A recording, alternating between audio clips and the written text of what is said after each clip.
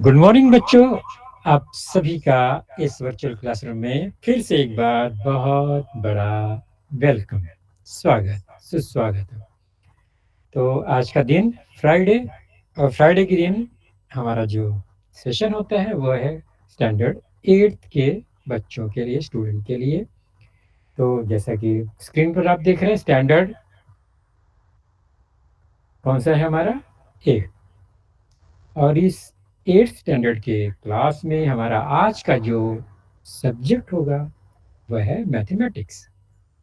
पिछले लास्ट जो 2 सेशन हुए थे उसमें भी हमने यही सब्जेक्ट लिया था, और हमारा जो टॉपिक चल रहा है कौन सा है आपने देखा होगा, वह था chapter number first, rational and irrational numbers, जिसका थर्ड पार्ट आज हम देखेंगे।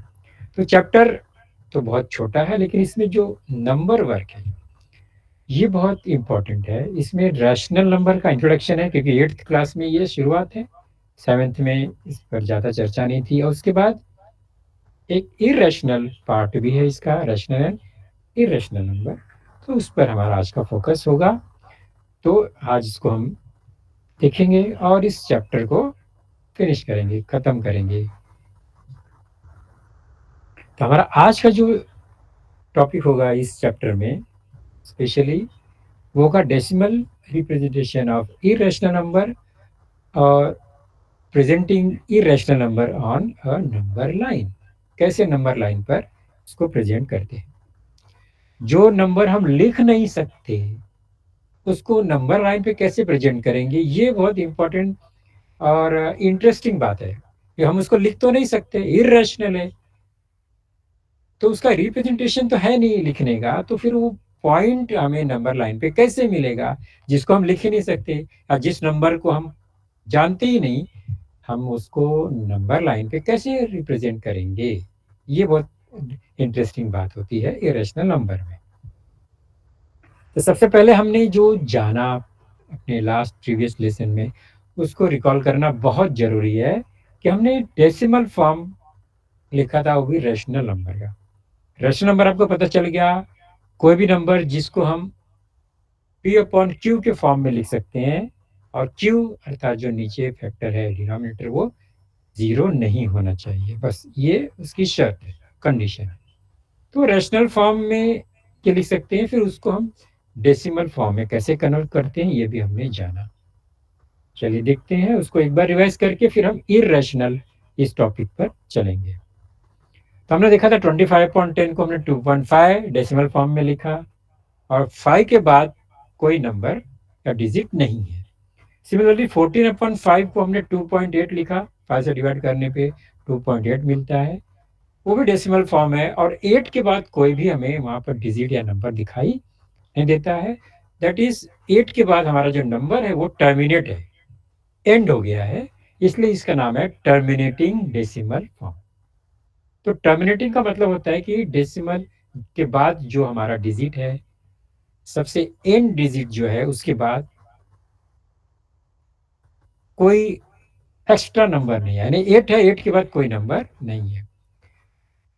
835 होगा तो 5 के बाद लास्ट के बाद ये लिमिट है, उसका लिमिटेशन है, एक ही डिजिट है या दो हो सकता है, तीन, 10 डिजिट भी हो सकता है डेसिमल के बाद, लेकिन 10 पर जाके वो स्टॉप हो जाएगा, टर्मिनेट हो जाएगा, इसलिए इसका नाम है टर्मिनेटिंग डेसिमल फॉर्म। अब देखो 7/6 की बात करते हैं, तो उसके लिए हमने 7 में 6 क्या है, डिवीजन फैक्ट है, तो आंसर कितना आता है, क्वेश्चन जो है वो 1.1666, ये रिपीट हो रहा है। तो यहाँ पर ये रिपीट हो रहा मतलब इसका जो रिमाइंडर है वो ज़ीरो नहीं आता। तो आगे वो कंटिन्यू 6 है, इसलिए नॉन टर्मिनेटिंग है, इसका टर्मिनेशन नहीं हो रहा है, वो एंड नहीं हो रहा है, तो नॉन टर्मिनेटिंग ये फॉर्म हो गया। तो ऊपर टर्मिनेटिंग और नॉन टर्मिनेटिंग डिफरेंस आपको पता चल गया। एक वर्ड और है रिकरिंग। रिकरिंग मतलब जो भी डिजिट है एंड में क्या होता है, वो रिपीट होने लगता है, या 666 बार बार वही आने वाला है, कंटिन्यू वही आने वाला है। डिजिट और पेयर ऑफ डिजिट और ग्रुप ऑफ डिजिट जो है वो रिपीट होना शुरू करता है। अगर रिपीटिंग में है तो वो रिकरिंग है, एंड नहीं हो रहा है, नॉन टर्मिनेटिंग है। तो ये लास्ट टाइम हमने जाना है। तो इसको रिप्रेजेंट कैसे करते हैं? कंटिन्यू सिक्स सिक्स सिक्स तो लिख नहीं सकते, कितना बार सिक्स लिखेंगे? तो हम यहाँ पर क्या करते हैं, जो भी डिजिट रिपीट होता है उसके ऊपर, सिंगल डिजिट है तो हम क्या करेंगे, उस पर एक डॉट लगाते हैं। सिक्स का रिपीटेशन है तो हम क्या करेंगे, सिक्स के ऊपर एक डॉट लगाएंगे। इस तरह से सिंगल डिजिट में एक डॉट लगाते हैं। ये डॉट फैक्टर का मतलब होता है ये रिकरिंग है और नॉन टर्मिनेटिंग है। ओके।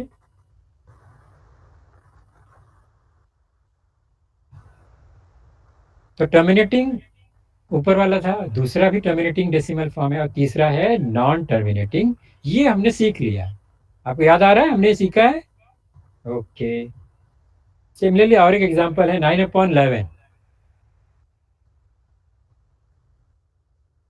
इसका जो हमें आंसर मिलता है वो इस तरह से मिलता है, 0.818181।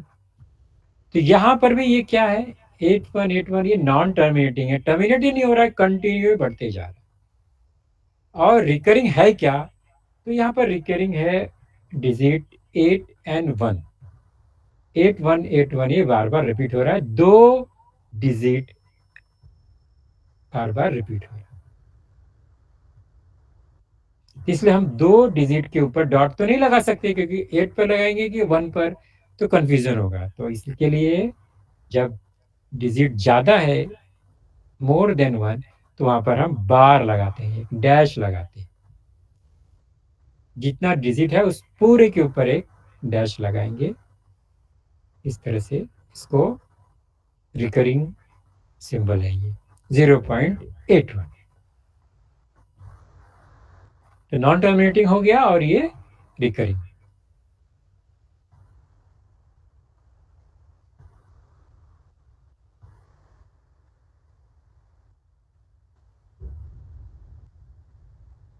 नॉन टर्मिनेटिंग पता चल गया, जो टर्मिनेट नहीं होता है, कंटिन्यू नॉन स्टॉप बढ़ता जाता है। और रिकरिंग मतलब फिर डिजिट या ग्रुप ऑफ डिजिट जो है वो रिपीट होने लगता है, that is non terminating and recurring. 22/7 की बात करें अगर हम, तो इस तरह से ये मिलता है। ये भी नॉन टर्मिनेटिंग है, कंटिन्यू बढ़ते जाएगा ये। अगर हम एंड नहीं करेंगे तो बहुत सारा डिजिट यहाँ पर आ सकता है, इनफाइनाइट नंबर्स। लेकिन इसमें अगर रिकरिंग फैक्टर है तो हमें इतना लिखने की जरूरत नहीं है। अब चेक करो इसमें रिकरिंग डिजिट्स कौन से हैं। चलो देखते हैं, चेक करते हैं। तो ये ग्रुप है 1 4 2 8 5 7। ये पूरा 6 डिजिट, जो 6 डिजिट है, ये पूरा रिपीट हो रहा है, तो ये रिकरिंग है। तो नॉन टर्मिनेटिंग एंड रिकरिंग है, और ये पूरा का पूरा 6 डिजिट, यही ग्रुप बार बार आएगा कंटिन्यू।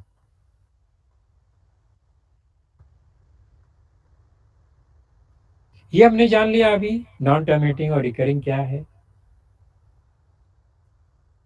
दूसरा हमने ये भी जाना था कि जो टर्मिनेटिंग डेसिमल नंबर है, जैसे 2.5 2.8 हमने देखा, उसको भी हम जीरो का यूज करके नॉन टर्मिनेटिंग और रिकरिंग कर सकते हैं। कैसे, आपने याद कीजिए हमने क्या किया था। एग्जाम्पल 25/10 = 2.5, ये टर्मिनेटिंग है क्योंकि 5 के बाद नंबर नहीं है।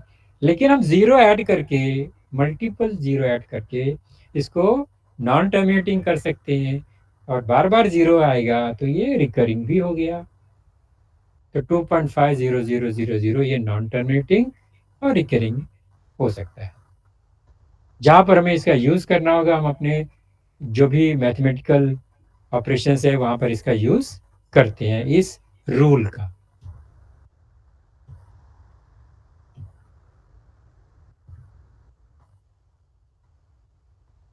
यहाँ पर भी इस तरह से 1.75 ये टर्मिनेटिंग है, लेकिन जीरो ऐड करके हम इसे नॉन टर्मिनेटिंग और रिकरिंग कर सकते हैं।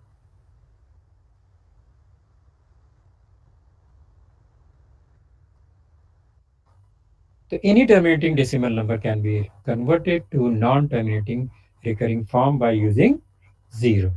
ज़ीरो कहाँ लगाना है? डेसिमल के राइट साइड में, एंड में। चलिए, अब हमारा आज का जो टॉपिक है मेन, इसमें इंट्रोडक्शन है ये इर्रेशनल नंबर। तो जो नंबर रैशनल नहीं है वो इरेशनल ऐसा हम कहेंगे, लेकिन ये कोई डेफिनेशन तो हुआ नहीं। तो इरेशनल नंबर के लिए क्या कंडीशन होगा? तो पहले हम कुछ नंबर देखते हैं। हमने एक number under root two, root two, इसका वैल्यू अगर हम फाइंड करेंगे तो क्या मिलता है, चलो चेक करते हैं। हमने रूट टू का वैल्यू फाइंड किया। आप कंप्यूटर से फाइंड करो, आपको डिवीजन मेथड से फाइंड करना है, तो आपको क्या मिलता है? आप देखेंगे ये 4142135623 ये बढ़ते जा रहा है, बढ़ते जा रहा है, इसका एंड नहीं है। तो ये नॉन टर्मिनेटिंग तो फिक्स है, लेकिन रिकरिंग है क्या? आप चेक करो, इसमें कोई नम डिजिट जो है या ग्रुप ऑफ डिजिट कंटिन्यू फिर वही रिपीट हो रहा है, ऐसा दिख रहा है क्या हमें? एकदम एग्जैक्ट गैप तो नहीं दिख रहा है यहाँ पर। तो ये नॉन टर्मिनेटिंग भी है और नॉन रिकरिंग भी है। वर्ड है नॉन रिकरिंग, मतलब कोई भी डिजिट और ग्रुप ऑफ डिजिट जो है वो एकदम स्टैंडर्ड, वो रिपीट नहीं हो रहा है, बार बार नहीं आ रहा है, हर बार वो चेंज होते जा रहा है। अब देख रहे हैं यहाँ पर 141 के बाद 42 आया है। ऐसा कहीं भी आया है क्या 41 के बाद 42? 42 मिल रहा है लेकिन 41 नहीं है। तो ऐसा कोई भी ग्रुप या डिजिट जो है वो एक सीक्वेंस में रिपीट नहीं हो रहा है, दैट इज नॉन रिकरिंग है। और टर्मिनेट भी नहीं है, तो नॉन टर्मिनेटिंग ये पूरा डेसिमल फॉर्म हो गया। तो किसका वैल्यू है ये? अंडर रूट टू का। सिमिलरली अंडर रूट थ्री, इसका वैल्यू अगर हम निकालेंगे तो ये भी 1.732056887623452742587236 एंड सो ऑन। आपको लग रहा होगा सिक्स सिक्स रिपीट हो रहा है, ऐसा नहीं है। सिक्स के डबल सिक्स के बाद फिर कोई दूसरा ही नंबर आ जाएगा, डिजिट आ जाएगा। तो यहाँ पर ये नॉन रिकरिंग है, नॉन टर्मिनेटिंग भी है। तो नॉन टर्मिनेटिंग तो पहला कंडीशन है। जो नेक्स्ट कंडीशन है वो नॉन रिकरिंग। ये इंपॉर्टेंट फैक्टर है इस ग्रुप में।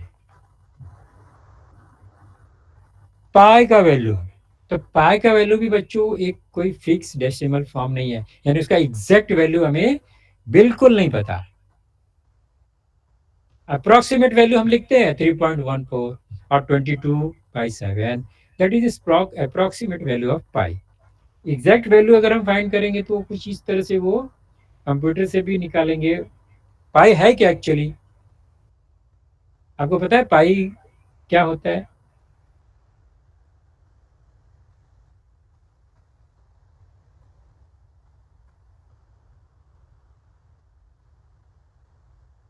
पाई ये रेशियो है सर्कमफ्रेंस, सर्कल का एक सर्कमफ्रेंस और उसका डायमीटर का ये एक रेशियो है, उसको पाई हम बोलते हैं। उसका वैल्यू, एग्जैक्ट वैल्यू कुछ इस तरह से है। ये भी नॉन रिकरिंग है और नॉन टर्मिनेटिंग। शॉर्ट में हम 3.14 जो स्टार्टिंग का जो डिजिट है उसको यूज करते हैं, जहां पर हमें सर्कल से रिलेटेड क्वेश्चंस आते हैं, वहां पर इस तरह से पाई का वैल्यू हम यूज कर सकते हैं। 3.141 और 3.14। समटाइम्स हम इसको हम 22/7 भी यूज करते हैं, लेकिन 22/7 एग्जैक्ट वैल्यू नहीं हमने देखा। ये तो रिकरिंग है, नॉन टर्मिनेटिंग और रिकरिंग वैल्यू है ये। That is not pi but approximate equal to pi. तो नॉन टर्मिनेटिंग और नॉन रिकरिंग डेसिमल फॉर्म भी हमने देखा, नॉन टर्मिनेटिंग और रिकरिंग भी देखा। अभी हमने देखा non terminating and non recurring. तो ये जो नॉन नॉन है दोनों में, terminating and recurring, non terminating non recurring, ऐसे जितने भी नंबर्स होंगे ये सब इरेशनल नंबर होंगे। इसको हम एग्जैक्टली रेशियो यानी पी अपॉन क्यू के फॉर्म में नहीं लिख सकते।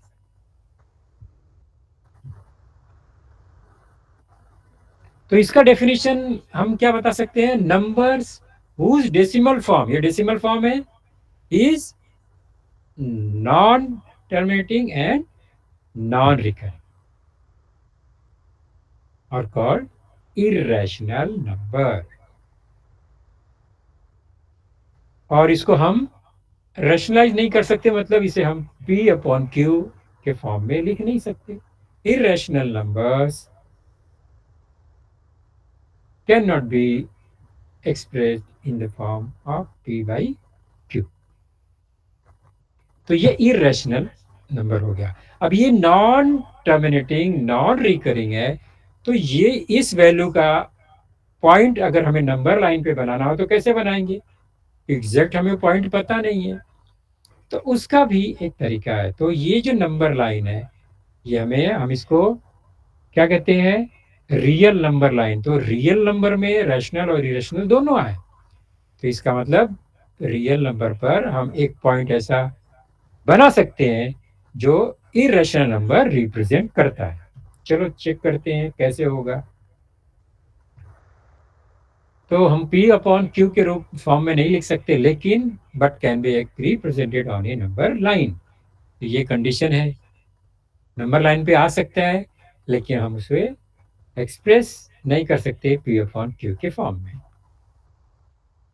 उसके लिए एक एक्टिविटी है आपके टेक्स्ट बुक में, इसको हम अभी चेक करेंगे। ये एक्टिविटी है, तो चेक करना है हमें, √2 और √3 को इस नंबर लाइन पे एक्सप्रेस करना है, तो वो पॉइंट कहाँ है, कैसे करेंगे, चलिए देखते हैं। ध्यान से देखेंगे बच्चों, बहुत इजीली आपको समझ में आ जाएगा।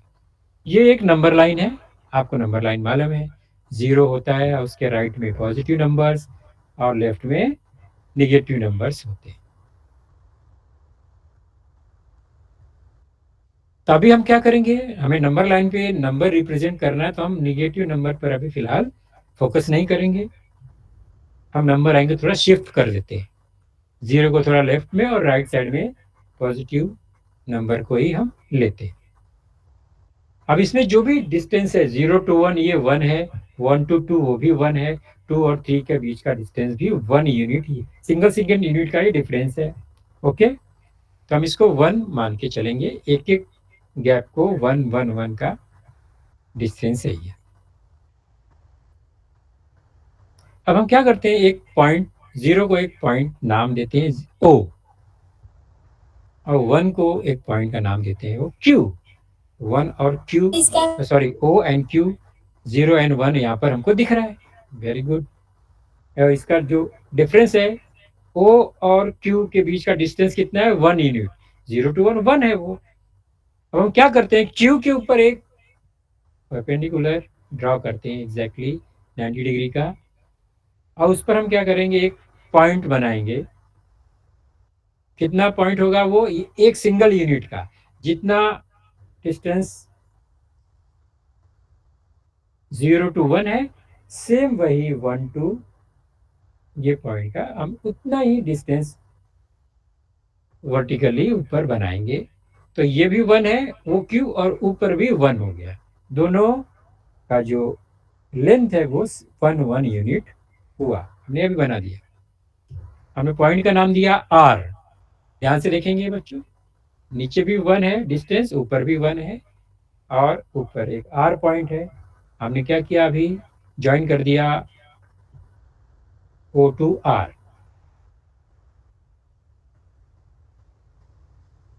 यहाँ हमें क्या मिल गया, एक ट्रायंगल मिला। ओके, अभी हमारा फोकस कहाँ होगा, ट्रायंगल पर। इस ट्रायंगल में जो बेस है वो है 1 यूनिट का, जो आपने देखा ये 1 है, 0 to 1 1, और ये जो QR है, हमने अभी 1 यूनिट लेके उसको ड्रॉ किया है, कंस्ट्रक्शन हमारा ये हो गया। तो ये भी 1, ये भी 1, तो बेस भी 1 है और हाइट भी 1 है, और ये ट्रायंगल है जो कि राइट एंगल ट्रायंगल है। तो राइट एंगल ट्रायंगल भी क्लियर दिखाई दे रहा है आपको। तो राइट एंगल ट्रायंगल में बेस 1 हाइट 1, तो उसका जो हाइपोटेनियस है वो क्या होगा, यानी ओ आर कितना है, ये आप बता सकते हैं कैसे? आपको पता है ट्राइंगल में, राइट एंगल ट्राइंगल में जो साइड से रिलेटेड एक थ्योरम है जिसका नाम है पाइथागोरस थ्योरम। जो साइड की लेंथ है उससे रिलेटेड ये थ्योरम है। तो सबसे पहले क्या करते हैं, हम कंपास लेते हैं। अभी हम पाइथागोरस थ्योरम की बात नहीं करेंगे, कंपास लेते हैं, जीरो पे पॉइंट को रखा और आर के जितना उसको एक्सटेंड किया हमने। अब आर से एक आर्क बनाएंगे।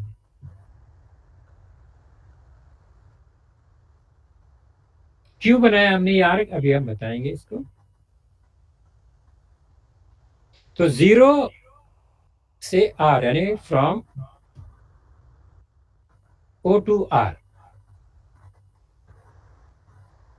ये आर्क जो है इस नंबर लाइन को सी पर इंटरसेक्ट कर रहा है।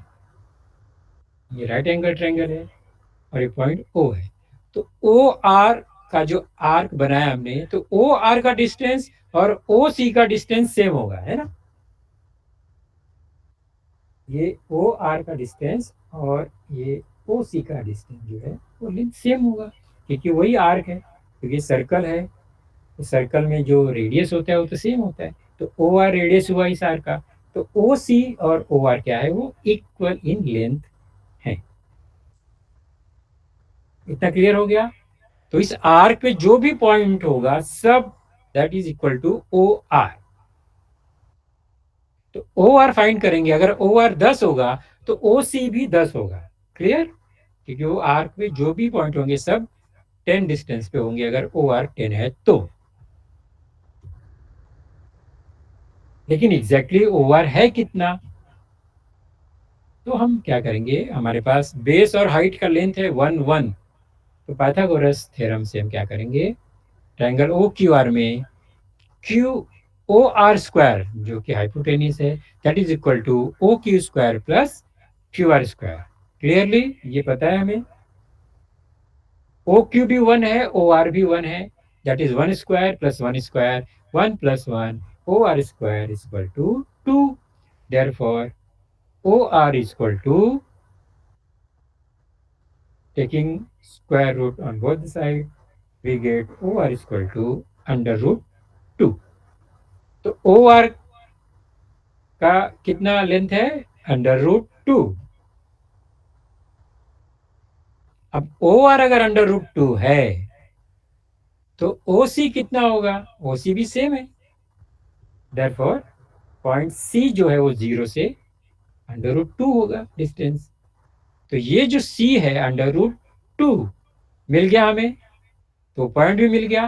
तो नंबर लाइन पे हमने अंडर रूट 2 बना दिया, दैट इज इरेशनल नंबर है, लेकिन वो पॉइंट हमें मिल गया इस कंस्ट्रक्शन से।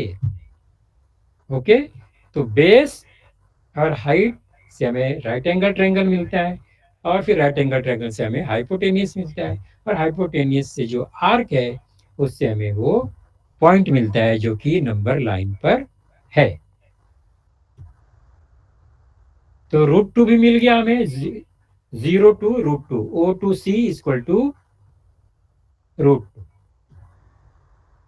अब चलो हम एक कंस्ट्रक्शन करते हैं, सी के ऊपर अब हम परपेंडिकुलर ड्रॉ करते हैं। अभी हमने क्यू पर किया, अभी हम सी पर करते हैं।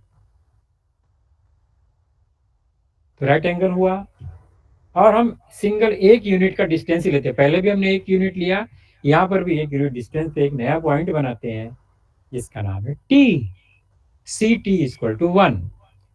अब बच्चों बताओ ओ सी कितना है, रूट 2। ओ सी जो है वो रूट 2 है, और सी टी है 1। तो रूट 2 एंड 1 ये दो साइड के मेजरमेंट्स हैं, हमें मिल गया।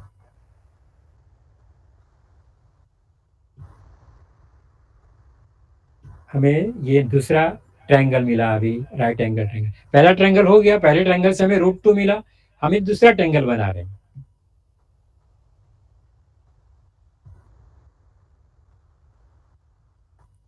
अब यहाँ पर ओ टी अगर फाइंड करना है तो फिर से पाइथागोरस थ्योरम यूज करना पड़ेगा। लेकिन यहाँ पर जो बेस का जो डिस्टेंस है वो है √2 और हाइट जो है 1।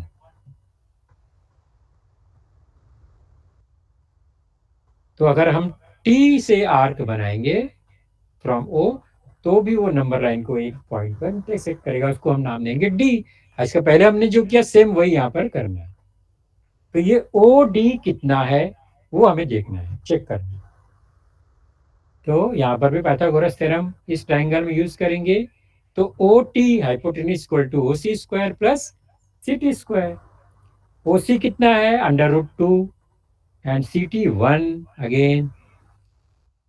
तो √2 स्क्वायर हुआ ये। √2 स्क्वायर कितना होता है 2। √2 into √2 equal to √4 that is 2। 2 plus 1 square 1। तो ओ टी स्क्वायर हो गया 2 plus 1 3। Therefore O T equal to √3। O T square से ओ टी बनाना है तो स्क्वायर रूट लेना पड़ेगा।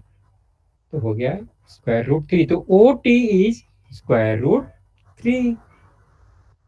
अब ओ टी √3 है, देयरफॉर ओ डी भी कितना होगा √3। इसका भी लेंथ √3 होगा। तो डी पॉइंट हो गया √3। मिल गया ना हमें, कितना इजीली हमें मिला। तो ऐसे ही हम 3 पे बनाएंगे तो 3 and 1 4 हो जाएगा, √4 मतलब 2 आ जाएगा।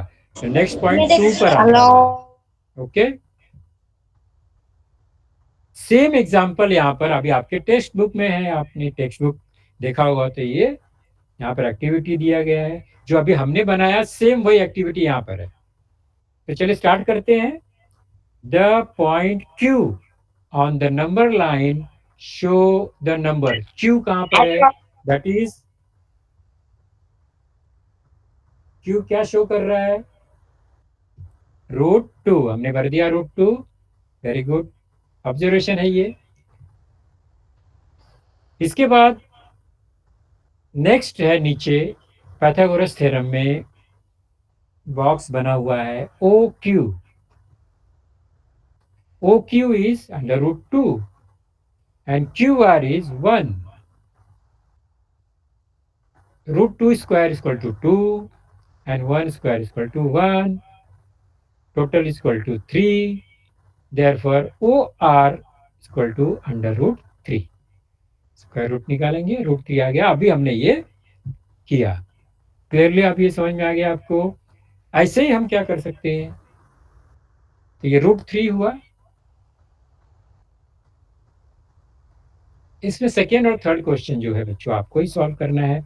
Show the number √5 on the number line. अभी √5 कैसे मिलेगा, तो जब भी इस तरह से क्वेश्चन आएंगे एक बेसिक चीज ध्यान रखो बच्चों, बात इसमें एक नंबर जो होगा हाइपोटेनियस √5 होना चाहिए, और जो बेस है और हाइट, हाइट जो है वो 1 रखो हमेशा। Height must be 1। तो ये 5 में से 1 माइनस करो, एक 1 हो गया, और नीचे जो बेस है वो कितना आना चाहिए √4। तो ये लॉजिक यूज करो, √4 एंड 1 यूज करेंगे तो हमारे √5 मिल जाएगा। 7 के लिए क्या लॉजिक होगा √6 एंड 1। √6 कहां से मिलेगा, तो √5 से फिर √6 आएंगे, √6 से फिर √7 पे आएंगे, 1/1 आएंगे।